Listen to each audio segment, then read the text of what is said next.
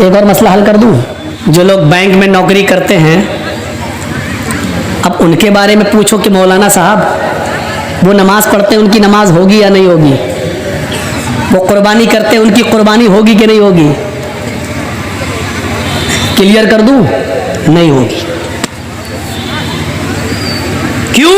क्योंकि कोई बैंक ऐसा नहीं है जहां सूद का कारोबार लिखा ना जाता हो, दर्ज ना होता हो। स्टेट बैंक ले लो, आईसीआईसीआई बैंक ले लो, ग्रामीण बैंक ले लो, रिजर्व बैंक, कोई भी बैंक हो, आप उसमें नौकरी कर रहे हैं, आप खाते नहीं हैं, आपके अकाउंट में पैसा जमा है, आप उतना ही निकालते हैं जितना आपका है, सूद बढ़ता आप छोड़ देते हैं, आप नहीं खा रहे हैं, ठीक है, अच्छी बात है, बहुत अच्छा है। लेकिन सिर्फ खाना ही नहीं है, अल्लाह के नबी ने फरमाया लानतुल्लाहि अला आकिलिर रिबा व मुकिलहु व कातिबहु व शाहिदही व कालहुम सवाउन। अल्लाह के नबी की यह हदीस है। अल्लाह के नबी सल्लल्लाहु अलैहि वसल्लम ने फरमाया अल्लाह की लानत हो सूद खाने वाले पर। सुनिए, अल्लाह की लानत हो सूद खाने वाले पर।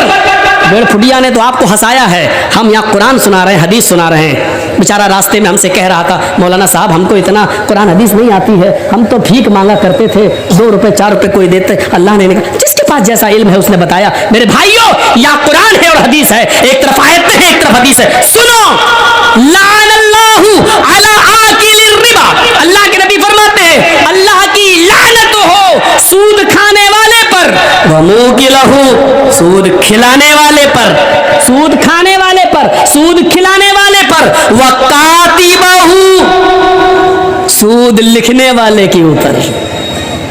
जर्जी साहब सूद खाते नहीं है, किसी को 1 लाख दे के 10 भी नहीं ले रहे हैं। बैंक में मेरा भी पैसा 1 लाख जमा है, 1 साल के बाद निकाल रहे हैं तो 1 ही लाख निकाल रहे हैं, जो बढ़ गया ब्याज तो हम नहीं ले रहे। नहीं साहब, ब्याज हम नहीं खाएंगे, लेकिन हम बैंक में नौकरी कर रहे हैं। आपका 1 लाख का 1,03,000 हो गया, हम लिख तो रहे हैं, हम चढ़ा तो रहे हैं कि 1,03,000, आपका बढ़ गया, लिख तो रहे हैं हम 1,03,000। ये लिखने पर भी लानत। और क्या कहा? वह शाहिदही, गवाही देने वाला, सूद लेने वाले की भी गवाही, सूद देने वाले। हाँ, मेरे सामने इसने दिया था, हाँ मेरे सामने इसने लिया था, इन दोनों गवाहों पर भी लानत। और क्या कहा अल्लाह के रसूल ने? वक़ालहुम सवाउन, ये सब बराबर हैं, खाओ या ना खाओ, लिख रहे हो खाने वाले के बराबर हो, उस पर भी लानत। अब ये बताइए कि आप बैंक से अपना ही 1 लाख रुपए निकाल के लाए हो, 10,000 का बकरा लेके कुर्बानी कर रहे हो, लेकिन सूदी कारोबार लिखते तो हो, काम है, एंट्री तो करते हो, आपकी कुर्बानी कहां से जायज हो जाएगी?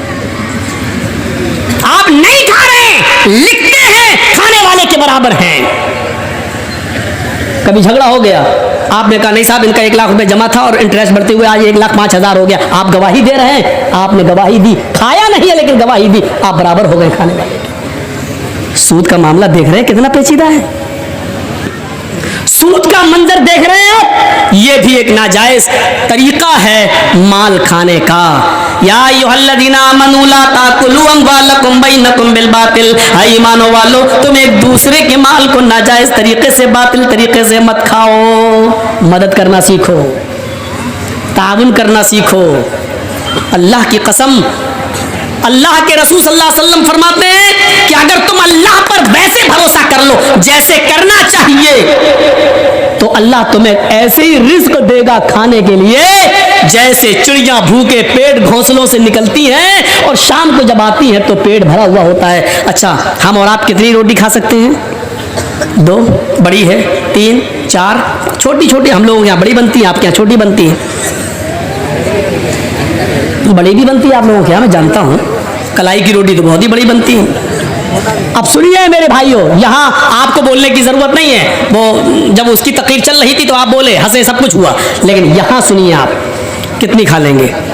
एक मछली होती है, व्हेल मछली,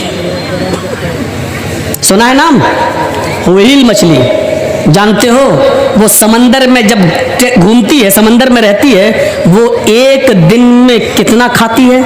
मुंह फाड़ा सारी मछलियों को खा गई, जो मुंह में आ रहा है। एक दिन में 40 टन, 1 किलो नहीं, 2 किलो नहीं, 3 किलो नहीं, 40 टन खाती है।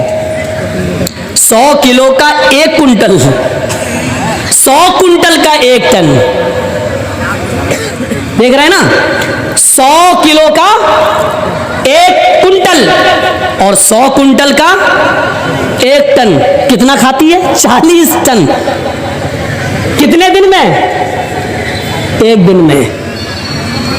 मेरा रब वो है जो व्हील मछली को भी समंदर की तारीकी में अंधेरे में 40 टन उसको खाना खिलाता है, 40 टन उसके पेट में पहुंचाता है, उस मछली को भी भूखा नहीं सोने देता है।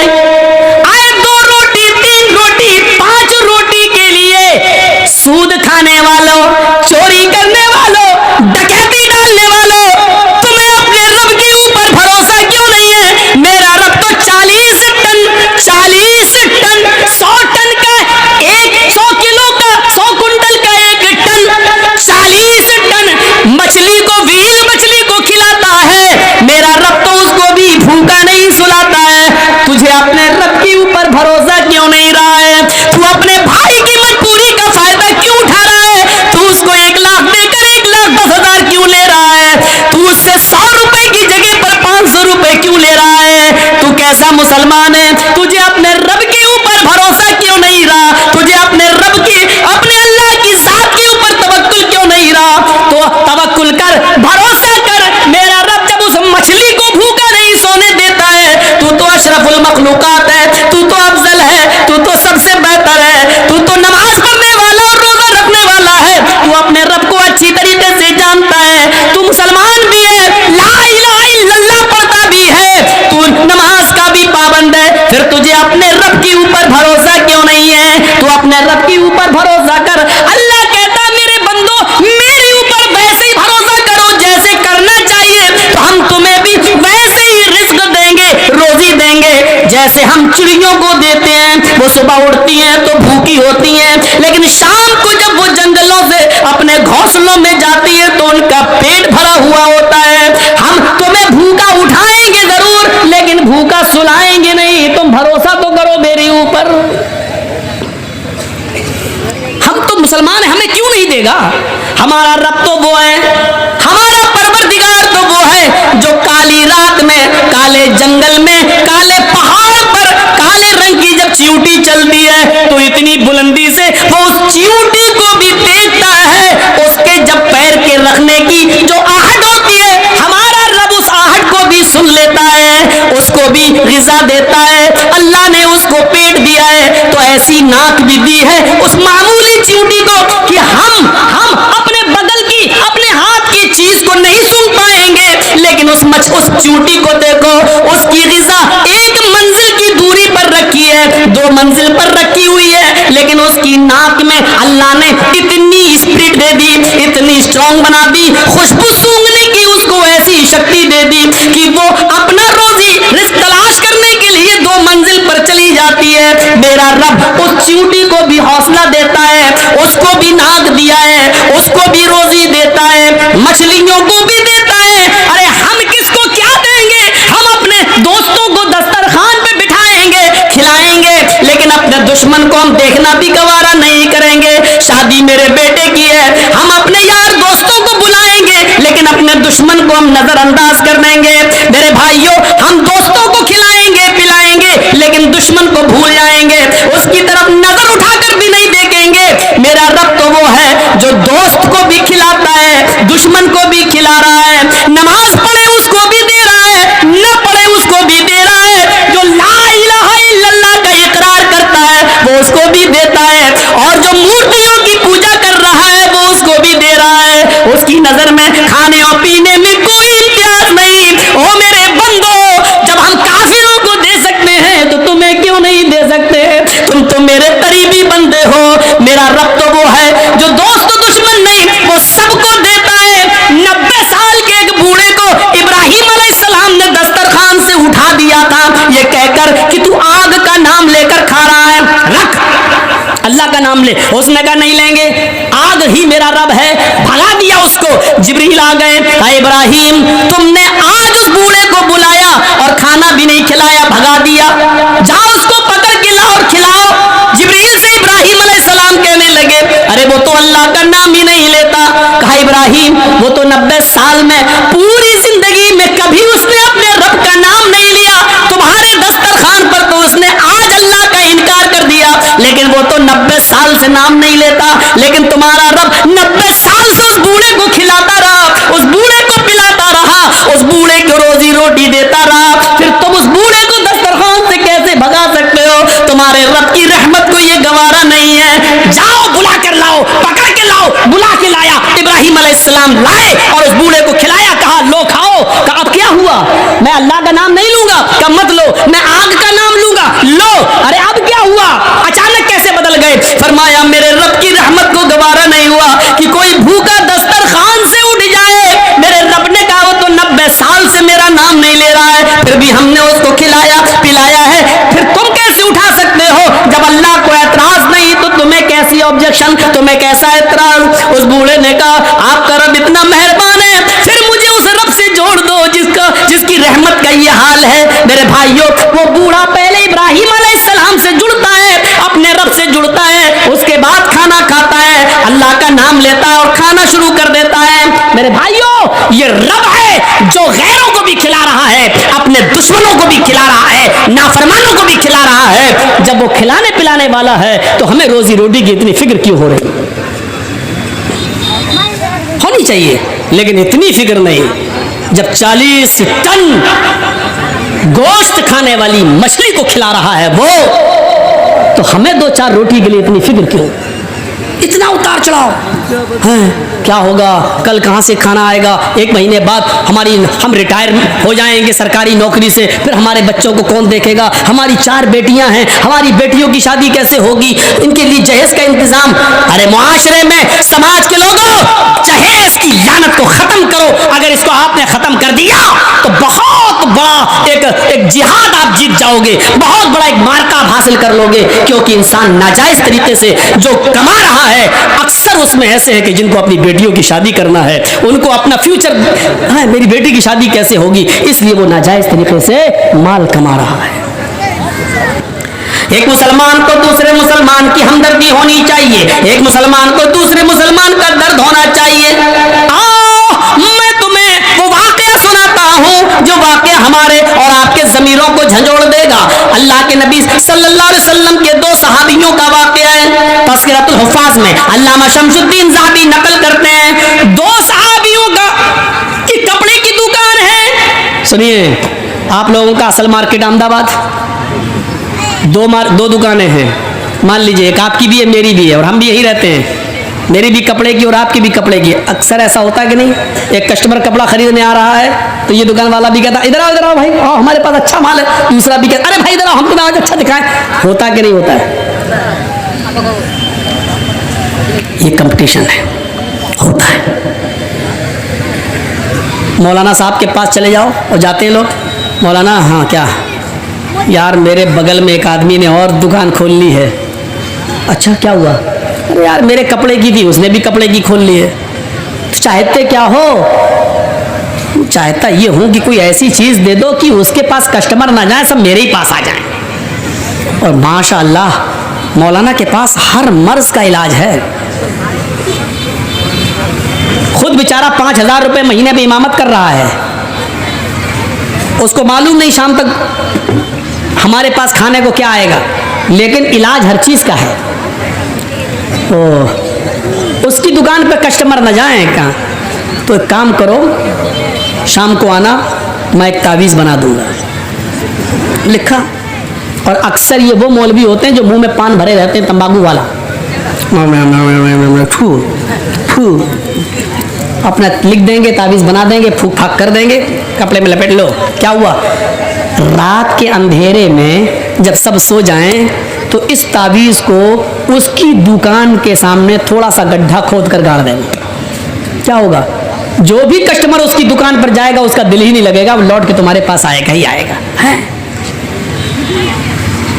उसकी दुकान बंद हो जाएगी, तेरी चलेगी। एक छोटा सा सवाल आपसे, क्या अल्लाह के रसूल इसलिए आए थे कि एक की दुकान बंद कर दी जाए और एक की दुकान चलने दी जाए? ईमानदारी के साथ बताओ, दिल पर हाथ रखते बताओ, क्या अल्लाह के रसूल इसलिए आए थे? क्या ऐसी कोई दुआ बताई होगी कि एक की दुकान बंद हो जाए और एक की चले? नहीं। नबी से कम ये तवक्को आप मत रखिए। हाँ, तवक्को रखना है तो ये रखिए कि अल्लाह के रसूल ने ऐसी दुआ जरूर बताई होगी कि आपकी भी दुकान चले और आपकी भी चले, आपके भी घर में चूल्हा जले, इसके भी घर में चूल्हा जले। ऐसी दुआ की उम्मीद तो है, लेकिन ऐसी दुआ की उम्मीद नहीं है जो मौलवी ने दे दी है, उसकी दुकान के सामने गाड़ देना, उसके कस्टमर टूट कर तेरे पास आ जाएंगे। दो सहाबियों की दुकान है एक बाजार में, एक कस्टमर आता है और एक सहाबी की दुकान पर बैठ जाता है। वहां आवाजें देने का रवाज नहीं था, भाई कस्टमर है, किस्मत है, चाहे तो इसकी दुकान पर आ जाए चाहे मेरी दुकान पर आ जाए, आवाज नहीं दी जाती थी। अच्छा, हो सकता है थोड़ा सा भूल हो गई होगी, 1 टन 10 कुंटल को बोलते हैं। चलिए, अब भाई हम लोग अंग्रेजी स्कूल में तो पढ़े नहीं हैं, मैथमेटिक्स इतनी हमारी मजबूत नहीं है, गलती हो तो सुनिए। एक सहाबी की दुकान पर, उस जमाने में ये चलता था, कोई आवाज नहीं देता था, इधर इधर इधर नहीं, अल्लाह पे भरोसा। ओफो, सहाबा का अमल देखिए, कोई आ रहा है मेरी दुकान पे आएगा तो हम दिखा देंगे, उसकी दुकान पे आए वो दिखाते, भाई वो भी अपनी बीवी बच्चों के लिए बैठा, मैं भी बैठा, देखिए सोच क्या थी। आया एक सहाबी दूसरे सहाबी की दुकान पर, कपड़ा बेचने वाले की, और आकर बैठ गया, कपड़ा दिखाया, पसंद आया, ले लिया, मोल भाव नहीं चलता था, एक दाम ये ले गया। उसकी किस्मत में था, बेच दिया, कपड़ा ले गया वो। थोड़ी देर के बाद एक और कस्टमर आया, दोनों दुकानें आमने सामने, लेकिन वो इसी दुकान पर आया जिस दुकान से अभी थोड़ी देर पहले कस्टमर कपड़ा ले जा चुका है। इसी दुकान पर आता है और गुफ्तगू चलती है, और थोड़ी देर के बाद वो भी एक कपड़ा खरीद के ले जाता है। थोड़ी देर गुजरती है, एक और तीसरा कस्टमर आता है, तीसरा कस्टमर भी इसी दुकान पर आता है जिससे 2 कस्टमर पहले कपड़ा ले जा चुके हैं। ये भी यहां से तीसरा कपड़ा खरीद कर ले जाता है, चला जाता है। अब ये सहाबी जिसकी दुकान है सोच रहे हैं, अल्लाह हमारे पास 3 कपड़े बिक चुके हैं, हमारे घर आज चूल्हा जल जाएगा, हमें इतनी प्रॉफिट हो चुकी है कि हमारे बच्चे आज भूखे नहीं सोएंगे। थोड़ी देर के बाद चौथा कस्टमर आता है, न इस आदमी ने कहा कि भाई मेरे पास आने दो, तुम तो 3 कपड़े बेच चुके हो, नहीं, किस्मत है, तुम्हें अल्लाह ने 3 बिकवा दिए, मेरी किस्मत में होगा तो बिकेगा, वरना अल्लाह अगर तुम्हें दे रहा है और मैं जलूं तो ये अल्लाह की तकसीम से, अल्लाह की किस्मत से हम जलन हो रही है, नहीं नहीं। चौथा कस्टमर भी उसी दुकान पर आया, कपड़े की बातचीत करने लगा, लेकिन इस दुकानदार ने इस मर्तबा हमदर्दी जताते हुए कहा, भाई ये कपड़े हमारे बिक चुके हैं, 3 कस्टमर ये कपड़ा खरीद चुके हैं, अब हमारे पास स्टॉक में ये कपड़ा नहीं है। आपको इसी किस्म का कपड़ा और इससे भी अच्छा कपड़ा अगर खरीदना है तो मेरे पड़ोस में मेरे भाई की दुकान पर चले जाओ, इससे अच्छा कपड़ा आपको वहां मिल जाएगा, मेरे पास स्टॉक में खत्म हो गया। हालांकि था, लेकिन ये सोचकर कि मेरी तो इतनी इनकम हो चुकी है कि आज मेरे बीवी बच्चे खाना खा लेंगे, इस बेचारे का एक भी कपड़ा नहीं बिका है, अगर 1-2 कपड़ा ये भी बेच देगा तो इसके भी बीवी बच्चे आज खाना खा लेंगे, इसके घर में भी चूल्हा जल जाएगा। ये सोचकर उसने अपने पास आने वाले चौथे कस्टमर को कपड़ा नहीं दिया और कहा कि मुझसे भी अच्छा कपड़ा इस दुकानदार के पास है, जाओ वहां से ले लो। ये कस्टमर इस दुकान से उतरता है और दूसरी दुकान पे चला जाता है और वहां से कपड़ा खरीद कर ले जाता है। मेरे प्यारे साथियों, ये हमदर्दियां थी, एक दूसरे का दर्द था, एक दूसरे का की खैर ख्वाही थी लोगों के दिल में कि मेरे पास तो इतना बिक चुका है, इसका एक भी नहीं बिका है। अपना कस्टमर दूसरे के हवाले कर दिया करते थे, यहां तो दूसरे की दुकान पर आया हुआ कस्टमर छीन लेते हैं, उसको भी हड़प कर लेते हैं। 2-3 चीजें याद रखिए, 2-3 चीजें याद रखिए। एक आदमी का, एक नौजवान लड़के का किसी लड़की के साथ रिश्ता चल रहा है तो रिश्ते पे रिश्ता भेजना जायज नहीं। जब बात वहां फाइनल हो जाए उसके बाद भेजिए, अगर रिश्ता लगता है तो ठीक है, नहीं लगता तब आप भेजिए। ऐसा नहीं कि एक की बातचीत चल रही है आप अपना ठोक दो, वो अरे वहां छोड़ो यार, मेरा बेटा डॉक्टर है, अब उसने वहां छोड़ो, डॉक्टर है, हाँ डॉक्टर, चलो इसको कर दे, ये गलत है, नाजायज है, हराम हराम है इस्लाम के अंदर। जब तक एक जगह बात चल रही है चलने दो। इसी तरीके से दो चार दुकानें आसपास किसी की है तो आवाज देकर बुलाना, ए इधर आ, नहीं, वो आदमी जिसकी दुकान पे आना चाहे आ जाए, किस्मत। हाँ, एक जगह अगर वो बातचीत चल रही है तो दोबारा नहीं ठोकना चाहिए, नहीं साहब इधर आओ, उससे हमारे पास उससे भी अच्छा है, नहीं, जब तक उधर से फाइनल ना हो जाए और जब वो वहां पसंद ना आए, उतर जाए उसकी दुकान से, तब आप ये कह सकते हो भाई साहब आइए मेरी दुकान पर भी आप देख लीजिए, शायद आपको मेरी दुकान का कपड़ा पसंद आ जाए। ये भी उसी तरीके से है।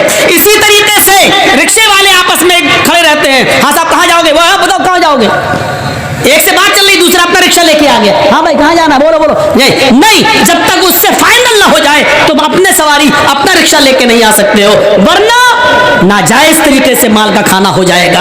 हमें हमदर्दी अपनाना है, हमें हमदर्दी देखना है, हमें एक दूसरे की हमदर्दी हमारे दिलों में पैदा होना चाहिए। या इन्नमल मुमिनूना इख्वा, मोमिन तो मोमिन के लिए भाई होता है, एक मुसलमान तो दूसरे मुसलमान के लिए भाई होता है। मेरे भाइयों, एक चीज और बता दूं, एक होता सगा भाई और एक होता ईमानी भाई। आओ एक नई चीज आपको बताता हूं। मैं और मेरा ये भाई सगा है, बाप एक माँ एक, दोनों एक माँ बाप की औलाद है, इसको क्या बोलते हैं, सगा हकीकी भाई।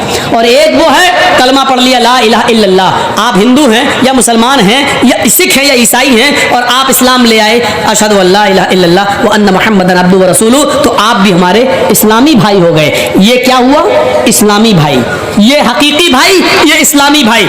सुनिए, इन दोनों में बड़ा रिश्ता कौन सा है, एक हकीकी भाई और एक इस्लामी भाई। अब आप कहोगे कि ना हकीकी भाई एक ही बाप की औलाद, नहीं, इन दोनों में अहमियत के हामिल और काबिले रश्क रिश्ता कौन सा माना जाएगा, जो इस्लाम लाया है और कलमा जिसने पढ़ लिया है, इसकी जो अहमियत होगी वो इसकी नहीं है। दलील सुनिए, जंगे बद्र सुना है ना नाम, पहली इस्लामी जंग, जंगे बद्र जो हुई उसमें बहुत से काफिरों को कैद कर लिया गया, 70 काफिर मारे गए और 70 ही काफिरों को कैद किया गया। उन कैदियों में एक कैदी थे अदी इब्ने उमैर, एक कैदी थे अदी इब्ने उमैर, ये भाई थे हजरत मुसाब इब्ने उमैर के, दोनों सगे भाई, बाप का नाम उमैर, बाप के दो बेटे, एक का नाम मुसाब, एक का नाम अदी। अब सुनिए, मैं किसी को भी खड़ा करके पूछ सकता हूं, देखें गौर से सुन रहे हो कि नहीं सुन रहे हो। एक का नाम मुसाब, बाप का नाम क्या है, उमैर, उमैर के दो बेटे हैं, एक का नाम है मुसाब और एक का नाम है अदी। मुसाब मुसलमान है और अदी काफिर है। मुसाब जंगे बदर में नबी अकरम का साथ दे रहे हैं और अदी जंगे बदर में अबू जहल का साथ दे रहा है। सुन रहे हैं आप, अब इसको आपने समझ लिया। अब समझने के बाद आइए अब दिखाता हूं मैं मंजर। जंगे बदर जब खत्म होती है तो 70 काफिर कैद किए जाते हैं, उन काफिरों में मुसाब इब्ने उमैर का भाई अदी इब्ने उमैर भी गिरफ्तार कर लिया जाता है। अल्लाह के नबी ने महबूस कैदी काफिर, काफिरों के बारे में हुक्म दिया, इन कैदियों के बारे में कि इनको बेड़ियां पहना दो ताकि ये भाग न जाएं, हाथों में हथकड़ियां और पैरों में बेड़ियां डाल दो। तो बेड़ियां डालते हुए चले आ रहे थे सहाबी काफिरों के। जब आदी इब्ने उमैर का नंबर आया तो आप ताज्जुब करेंगे कि आदी इब्ने उमैर के पैरों में बेड़ियां डालने की बारी या नंबर जिस सहाबी का था उसके हैल पर थे मुसाब इब्ने उमैर। जब आदी इब्ने उमैर के पैरों में बेड़ियां डाली जाने लगी और उनके पैर की बेड़ियों को टाइट किया जाने लगा, जोर से कसा जाने लगा, तो मुसाब इब्ने उमैर अपने भाई के पैरों में पड़ने वाली बेड़ियों को देख कर कह रहे थे, यहां से टाइट करो, यहां से इसका बोल्ट कसो, यहां से टाइट करो। तुम नहीं जानते ये आदि बड़ा शातिर है, ये लोहे की कील से ताला तोड़ लेता है, ये बड़ा माहिर है ताला तोड़ने में, धोखा खा जाओगे। यहां से टाइट करो, यहां से लूज करो, यहां से कसो, यहां से बोल्ट और नट इसका टाइट करो। ये मशवरा दे रहे थे सहाबी को अपने भाई आदि के बारे में। आदि ने जब ये सुना और समझ लिया कि मेरा भाई मुसाब इतनी जगहों से मुझे टाइट करवा रहा है कि अब मैं ताला तोड़ ही नहीं पाऊंगा, रात में भाग भी नहीं सकूंगा, तो आदि इब्ने उमैर को गुस्सा आता है और चीख कर कहता है, हाय मुसाब, शर्म आती है आज तुझे भाई कहने में। आदि ने कहा, शर्म आती है तुझे आज भाई कहने में। तेरे भाई के पैरों में बेड़ियां डाली जा रही हैं और तू मशवरा दे रहा है कि यहां से टाइट करो, यहां से कसो, यहां से और जोर से इसको टाइट कर दो। कैसा भाई है तू? शर्म नहीं आई? तेरी रगों में मेरे बाप का ही खून दौड़ रहा है, जिस बाप का खून तेरे रगों में उसी बाप का खून मेरी रगों में है, फिर भी तुझे शर्म नहीं आई और अपने भाई के पैरों में बेड़ियां डलवा रहा है और खड़ा होकर ये मंजर देख रहा है तू। मुसाब इब्ने उमैर जोरदार और शानदार अल्फाज में जवाब देते हैं, खामोश, आए आदि चुप, आए आदि खामोश, एक लफ्ज भी मुंह से नहीं निकलना चाहिए। तब पता चलता है बेड़ियां कसने वाले को, सहाबी को, ये मुसाब इब्ने उमैर और आदि तो एक दूसरे के भाई हैं। कहा चुप, क्या कहता है तू मेरा भाई है? हाय आदि, ये सच है कि तेरा बाप उमैर है, मेरा बाप भी उमैर है। ये सच है कि जो तेरी माँ है वो मेरी भी माँ है। ये सच है कि तेरी रगों में उमैर का खून है तो मेरी रगों में भी उमैर का खून है। ये सब सच है, लेकिन आज सुन, भाई जहां तक होने का मामला है तो तू मेरा भाई नहीं है। जबकि आप देखिए, माँ एक, बाप एक, तो भाई भाई हुए, लेकिन मुसाब क्या कह रहे हैं, हाय आदि तू मेरा भाई नहीं है। आदि ने कहा, मैं तेरा भाई नहीं हूं, बाप एक है, माँ एक है, और फिर भी तू कह रहा है कि मैं तेरा भाई नहीं हूं।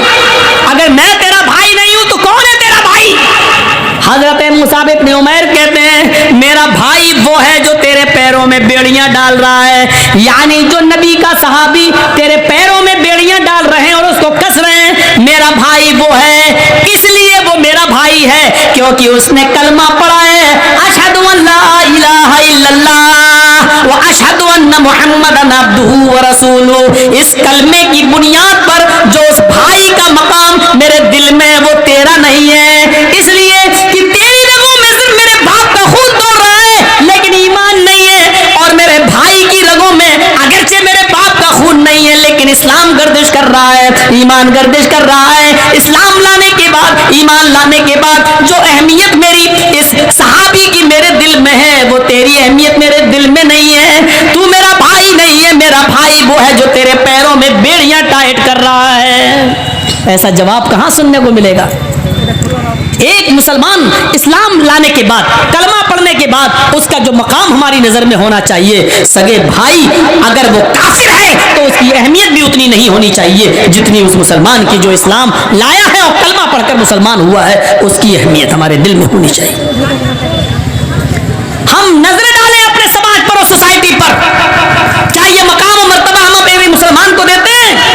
यहां तो ये सूरत हाल है कि हम घर में घुसते हैं और पड़ोस के मकान से अगर कुकर की सीटी बजती है तो हम खुशबू सूंघते हैं कि क्या पक रहा है, और खुशबू से अंदाजा लगा लेते हैं कि अच्छा मेरे घर में दाल पक रही है और इसके घर में गोश्त। मैं नीचे जा रहा हूं, ये तरक्की। आज हम दूसरों की, आज हम अपनी परेशानी, अपने दुख से इतना परेशान नहीं है जितना दूसरे के सुख से और दूसरे के आराम से हम परेशान हैं। ये आगे क्यों बढ़ रहा है, ये तरक्की क्यों कर रहा है, ये आगे क्यों जा रहा है, आज हम उससे परेशान हैं। मैं नाम नहीं लेना चाहता, हमारे इटावे ही का एक मौलवी है, मुझे बर्बाद करने के लिए, मुझे नेस्तो नाबूद करने के लिए और मेरी हस्ती को मिटाने के लिए उसने इतना रुपया खर्च किया है, इतना रुपया खर्च किया है कि उसने खुद अपने आप को बर्बाद कर लिया है।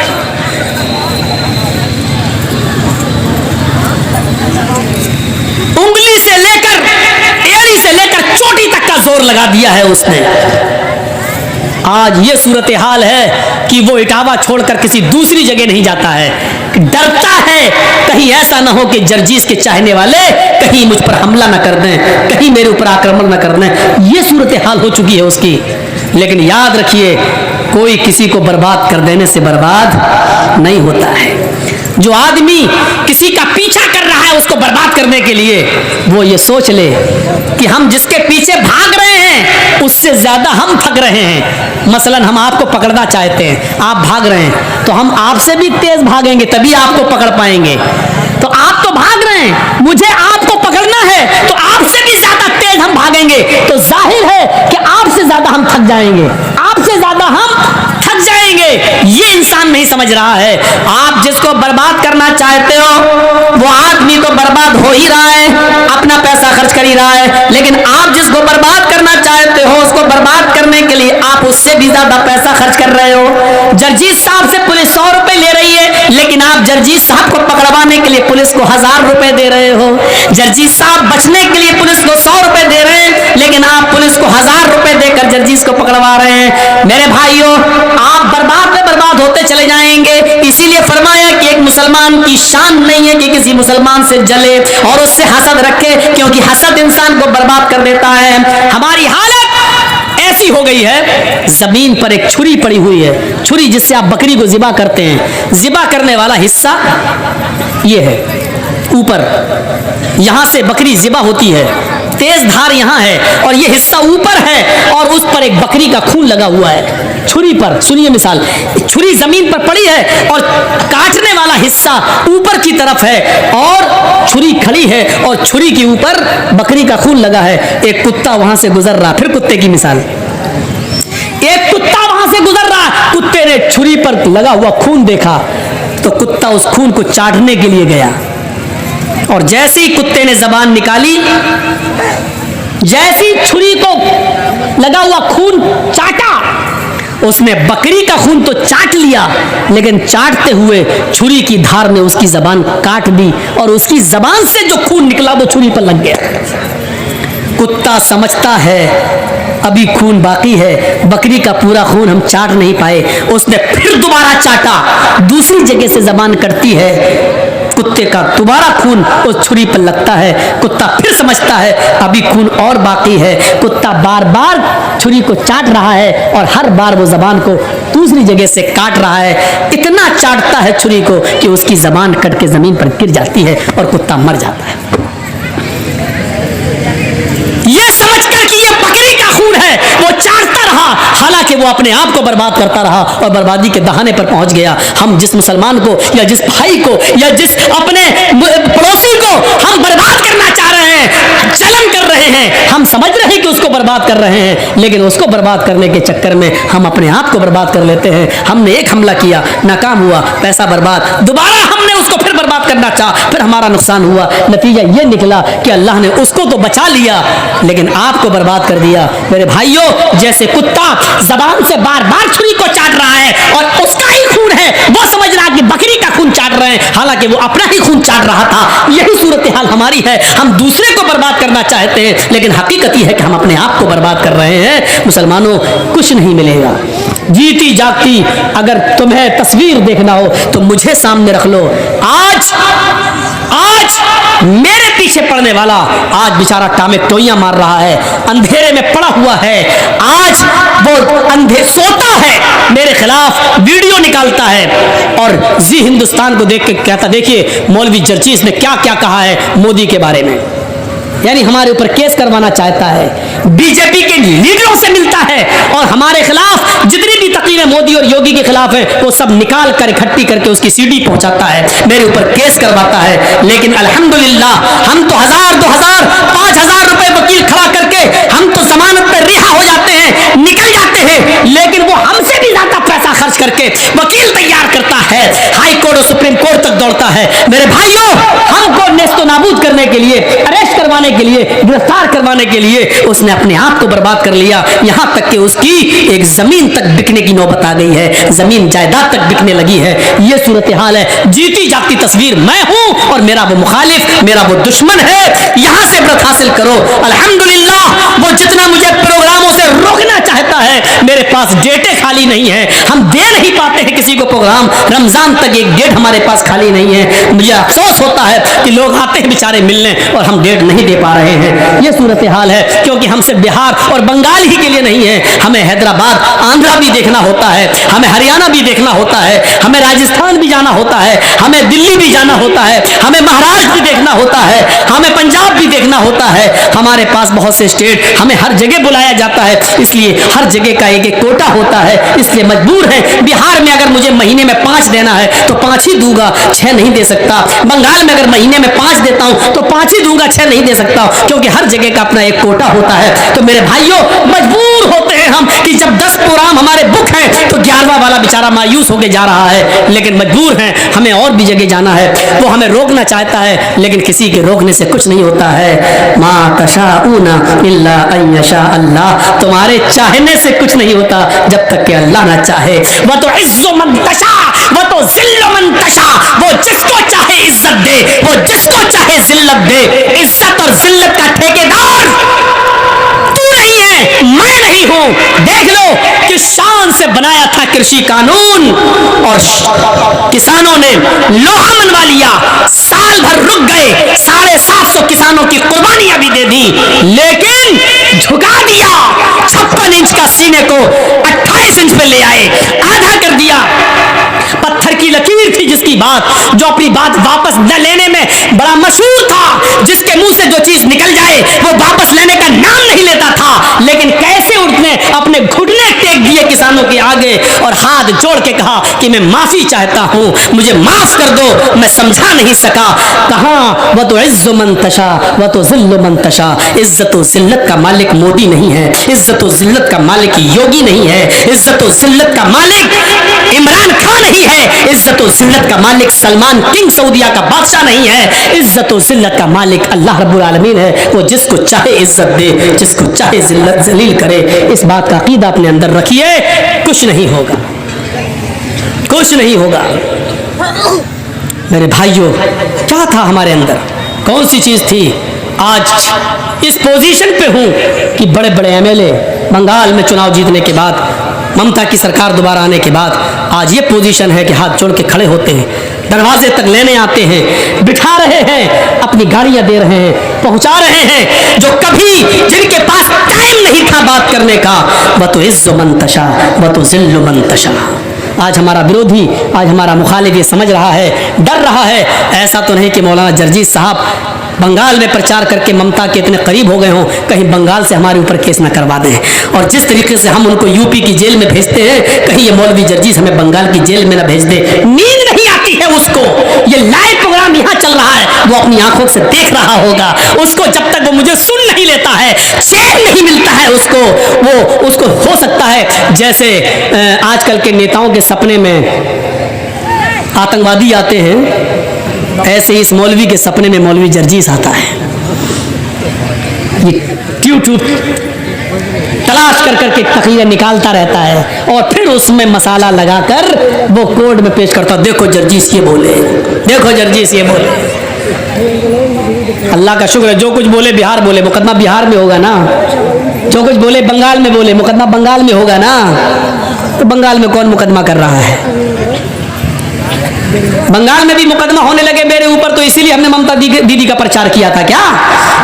इसीलिए तो प्रचार किया था ताकि हम अपनी बात, इस्लाम की बात, कुरान की बात, हदीस की बात डंके की चोट पे कह सके और हमारा कुछ नहीं हो। इसीलिए तो हमने किया था। अल्हम्दुलिल्लाह आज खुल के बोलता हूँ, डंके की चोट पे बोलता हूँ, पूरी आज़ादी के साथ बोलता हूँ। और तकरीर खत्म करने के बाद पुलिस वाले सैल्यूट मारते हैं, साहब नहीं नहीं सही बोले, ठीक बोले। हाँ, थोड़ा सा डर है अभी 5-6 महीने, यूपी में नहीं बोल रहा हूँ। बड़ी गंदी सियासत है यूपी में। हमारे पास महाराज जी के आदमी आते हैं, महाराज जी समझ गए ना, ज़्यादा और कुछ नहीं बोलूँगा, ना तो हमारा विरोधी सुन रहा होगा निकाल लेगा। महाराज जी के आदमी आए, कहते हैं कि मौलाना साहब आप हमारी पार्टी में आ जाओ। मैंने कहा मैं अपनी खबर नहीं खो दूंगा। बोले अगर हमारी पार्टी में नहीं आ सकते हैं तो उधर चले जाओ, आपकी मुसलमानों की एक पार्टी है, समझ गए ना, उसका भी नाम नहीं लूँगा, आप समझ जाओ। तो हमने कहा भाई मैं उधर जाऊं या ना जाऊं, आपको इससे क्या फर्क पड़ता है? भाई आपकी पार्टी में हम नहीं आ सकते हैं, लेकिन हम कहीं भी जाएं, कहीं भी नहीं। आप अखिलेश के साथ गए तो हम मुकदमे हो जाएंगे आपके ऊपर, मायावती के साथ गए या कांग्रेस के साथ गए तो आपके ऊपर मुकदमे हो जाएंगे। मौलाना कलीमुद्दीन को गिरफ्तार किया गया ना, आपको भी अंदर कर दिया जाएगा। हमने कहा जुर्म क्या मेरा?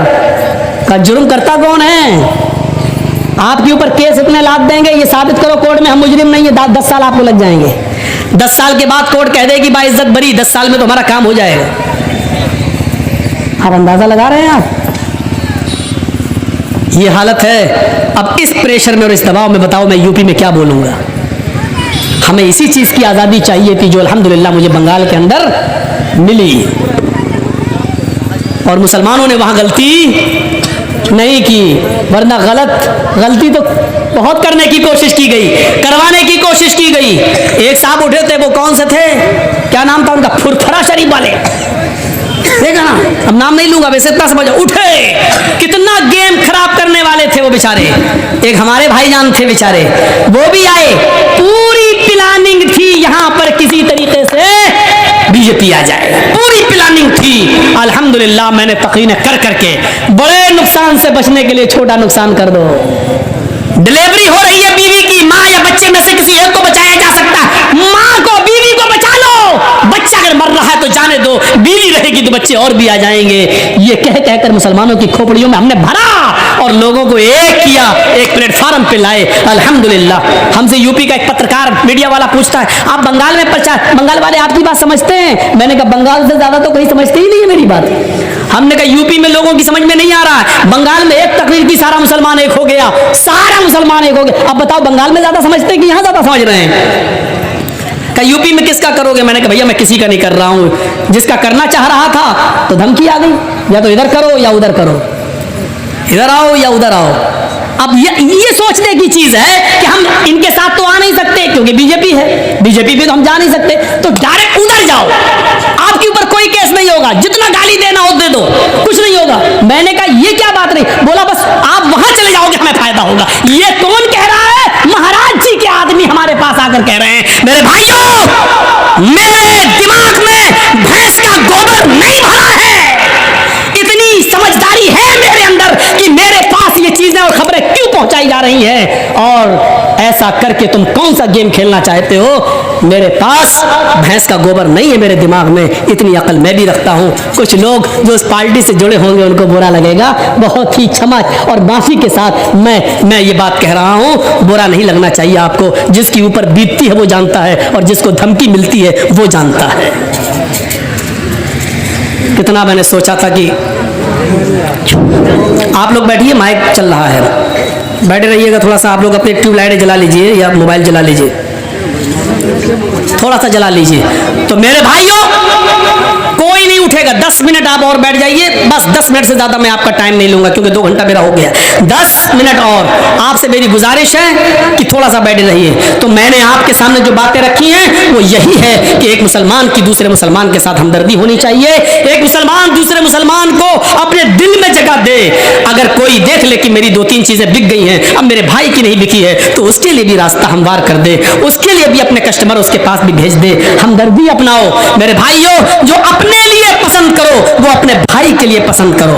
आपको मालूम होगा सईद इब्ने जुबैर एक ताबई गुजरे हैं और हज्जाज इब्ने यूसुफ ने इनको गिरफ्तार करने का हुक्म दे दिया कि सईद इब्ने जुबैर को पकड़ के लाओ। बहुत दिलचस्प वाकया सुना रहा हूं आपको। सईद इब्ने जुबैर को कहा, पुलिस वालों को हुक्म दिया कि सईद इब्ने जुबैर जहां पकड़े जाएं इनको गिरफ्तार करके मेरे पास ले आओ, इनकी गर्दन में अपने सामने कटवाऊंगा, इनको कत्ल में अपने सामने करवाऊंगा। पुलिस वाले 10-15 दिन तक ढूंढते रहे लेकिन सईद इब्ने जुबैर नहीं मिले। एक दिन किसी मुसलमान ने जासूसी कर दी और बता दिया कि सईद इब्ने जुबैर फला आदमी के घर छुपे हुए हैं। गौर करो, एक मुसलमान दूसरे मुसलमान की जासूसी करता है। कोरोना के टाइम में, लॉकडाउन के टाइम में जितने मुसलमानों ने जासूसी की है उतनी किसी ने नहीं की, मुसलमानों ने मुसलमानों की जासूसी की है। तो सुनिए मेरे प्यारे साथियों, गौर से सुनो, एक मुसलमान जासूसी करता है और हज्जाज इब्ने इब्ने यूसुफ की पुलिस को बता देता है कि सईद इब्ने जुबैर फला आदमी के घर में छिपे हुए हैं, रात में छापा मारना और पकड़ लेना। 15 दिन तक इधर उधर भागते भागते सईद इब्ने जुबैर ने अपने आप को किसी तरह बचाया, लेकिन जासूसी हो जाने के बाद रात की तारीकी में, रात के अंधेरे में जब हज्जाज की पुलिस ने छापा मारा तो सईद इब्ने जुबैर उसी घर में मिल गए और पकड़ लिया गया। सईद इब्ने जुबैर को अब हज्जाज के पास लाने की तैयारी होने लगी, हज्जाज के पास लाने की तैयारी होने लगी, लेकिन हज्जाज ने कह दिया था कि उनको जिंदा पकड़ के लाओ, क्योंकि सईद इब्ने जुबैर को मैं अपने सामने कत्ल होते हुए देखना चाहता हूं। पुलिस वाले इनको लेके चल रहे हैं। एक दिन गुजर गया, 2 दिन गुजर गया, अभी 1 हफ्ता लगेगा। इतनी दूर बैठता है हज्जाज कि अभी इनको ले जाने में 1 हफ्ता लगेगा। 10 दिन का सफर है, 2 दिन सफर में गुजर गए, 8 दिन बाकी है। लेकिन पुलिस वालों को रहम आ जाता है नमाज और रोजा देखते हुए कि ये तो बहुत नमाजी हैं, बहुत नेक आदमी हैं, अरे बेचारे को अगर मैं पकड़ कर हज्जाज के पास ले गया तो हज्जाज इसको कत्ल कर देगा, बेचारे इसके कत्ल का गुनाह हम अपने सर पर क्यों ला दें। इन दोनों पुलिस वालों ने मशवरा किया और सईद इब्ने जुबैर को ये कहकर छोड़ दिया, अरे सईद तुम बहुत नेक इंसान हो, तुम्हारा अखलाक बहुत अच्छा है, तुम नमाज और रोजे के पाबंद हो, तुम्हें मालूम है कि हज्जाज तुम्हें मार डालेगा, इसलिए मैं चाहता हूं कि तुम्हें छोड़ दूं। हज्जाज को तो मालूम ही नहीं है कि मैंने तुम्हें पकड़ा है। हज्जाज से हम जाके कह देंगे कि हमने बहुत ज्यादा ढूंढा, बहुत ज्यादा तलाश किया, लेकिन मुझे सईद इब्ने जुबैर कहीं नहीं मिले, सईद इब्ने जुबैर कहीं नहीं मिले। सईद इब्ने जुबैर ने कहा अगर तुम मुझे छोड़ना चाहते हो तो अच्छा है, मेरे बच्चे हैं, मेरी बीवी है। अरे इसको बोलो यार जलाना हो तो जला दे, बंद करना हो बंद कर दे, ऐसा कर रहा है जैसे आंख मार रहा हो। भाई जलाना है तो जला दो, नहीं तो बंद कर दो।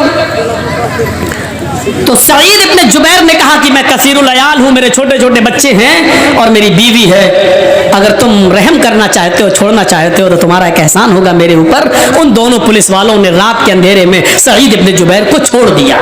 जो चीज बताना है वो ये, जब सईद इब्ने जुबैर को छोड़ दिया तो सईद इब्ने जुबैर 1 किलोमीटर गए होंगे बस रात में, लेकिन उनका दिल गवारा नहीं किया, वो लौट कर फिर आए और उन दोनों पुलिस वालों से कहते नहीं नहीं नहीं नहीं, तुमने मुझे छोड़ के अच्छा नहीं किया, चलो मुझे हज्जाज के पास लेकर चलो। दोनों पुलिस वाले कहने लगे सईद तुम्हें मालूम है मैं तुम्हें हज्जाज के पास लेके जाऊंगा तो हज्जाज तुम्हें कत्ल कर देगा। सईद इब्ने जुबैर कहते हाँ मुझे मालूम है कि हज्जाज मुझे कत्ल कर देगा। पुलिस वालों ने कहा जब मैंने तुम्हें छोड़ ही दिया है तो तुम भाग क्यों नहीं जाते हो। सईद इब्ने जुबैर कहते हैं कि मैं भागने के लिए तैयार था, लेकिन 1 मील दूर जाने के बाद मैंने सोचा कि जिस जासूस ने मेरी मुखबिरी की है और तुम्हें यह बताया कि मैं फला घर में छिपा हूं और तुमने मुझे पकड़ लिया, उस जासूस को यह मालूम होगा कि तुमने मुझे पकड़ा है, तुम मुझे छोड़ रहे हो, वो कल हज्जाज को बता सकता है कि मैंने तो इन दोनों पुलिस वालों को सईद इब्ने जुबैर को पकड़वाया था। सईद इब्ने जुबैर पकड़ लिए गए, फिर इन दोनों ने उसको रास्ते में छोड़ दिया। तो आए पुलिस वालों, जब उस जासूस के जरिए हज्जाज को यह बात पता चलेगी कि तुम दोनों ने मुझे छोड़ दिया है तो फिर हम तो चले जाएंगे, बच जाएंगे, लेकिन हमें छोड़ने के बदले में तुम दोनों की गर्दन उड़ा दी जाएगी। हज्जाज बड़ा जालिम है, तुम दोनों को कत्ल कर देगा और यह अच्छा नहीं है कि मैं अपने आप को बचाने के लिए तुम दोनों की जिंदगी को खतरे में डालूं। हम अल्लाह के नबी की हदीस पर अमल करते हैं, जो अपने लिए पसंद करता हूं वही आपके लिए, जब हम अपने लिए मौत पसंद नहीं करते हैं तो आपके लिए क्यों करूं। ऐ पुलिस वालों मैं तो बच जाऊंगा, लेकिन मेरी जगह पर तुम दोनों कत्ल कर दिए जाओगे, इसलिए मुझे हज्जाज के पास ले चलो। मैं नहीं चाहता हूं कि मेरी जान बच जाए और तुम दोनों को कत्ल कर दिया जाए।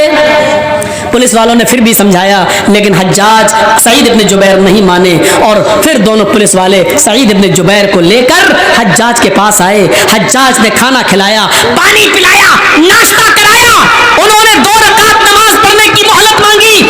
हज्जाज ने 2 रकात नमाज पढ़ने की मोहलत भी दे दी। उसके बाद खूनी चमड़ा बिछा दिया गया और सईद इब्ने जुबैर के हाथ पीछे से बांध दिए गए और उनको घुटनों के बल गर्दन नीचे डालकर बिठा दिया गया और हज्जाज इब्ने यूसुफ का जल्लाद हज्जाज के सामने तलवार उठाता है और सईद इब्ने जुबैर की गर्दन पे तलवार मार देता है और सईद इब्ने जुबैर की गर्दन अलग हो जाती है। हज्जाज ने अपनी आंखों के सामने सईद इब्ने जुबैर को कत्ल करवा दिया। बताने का मकसद यह था कि सईद इब्ने जुबैर ने अपनी जान दे दी, लेकिन अपनी जान को बचाने के लिए उन दो पुलिस वालों की जान खतरे में नहीं डाली है। यह मुसलमान होता है जो अपने आप को बचाए लेकिन अपने के बचाने के चक्कर में दूसरे को खतरे में डाल दे। मेरे भाइयों, यह मुसलमान नहीं होता है। अपने लिए अगर जो चीज पसंद नहीं करता तो आपके लिए नहीं। यह एक मुसलमान की शान होनी चाहिए। आज मैंने पूरा 2 घंटे का खिताब मुसलमान की अहमियत, मुसलमान का मकाम, माल और दौलत में मुसलमान के साथ कैसा होना चाहिए और एक मुसलमान को दूसरे मुसलमान का माल नाजायज तरीके से नहीं खाना चाहिए, इस टॉपिक पर मैंने आपके सामने खिताब किया है। हम अल्लाह से दुआ करते हैं कि बारे अल्लाह हमारी खताओं को माफ फरमा दे, हमारे गुनाहों को बख्श दे, हम जमीअ मुसलमानों को एक